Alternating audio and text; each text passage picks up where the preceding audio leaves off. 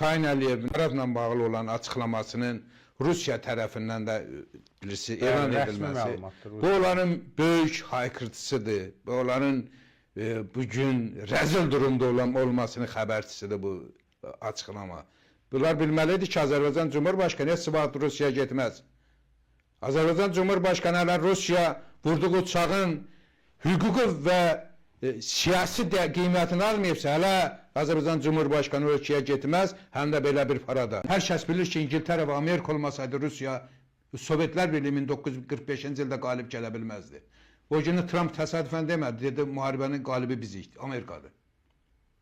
Hələ müharibənin qalibinin Rusiya olduğunu özü şübhə altındadır. Rusiya niyə para keçirir? Rusiya bəyəm qalib gəlib ki, Sovetlər Birliyi para keçirir. O qələbəni həyata keçirən qüvvələr var ki, axırda dəcəl biz özümüz sən kimsən? İkinci, 1945-ci ildən çox savaşan xalq və eyni zamanda ən çox fiziki itki verən xalq Ukraynalılar olmayıb mu? Bütün savaş Ukrayna coğrafiyasında həyata keçməyib mi? Qələbə varsa birinci Ukraynanın qələbəsidir.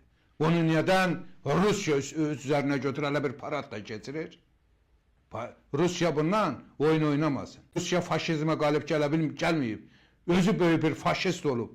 Faşist bir qurum hansısa bir faşizmə qalib gələ bilməz. Yalandır.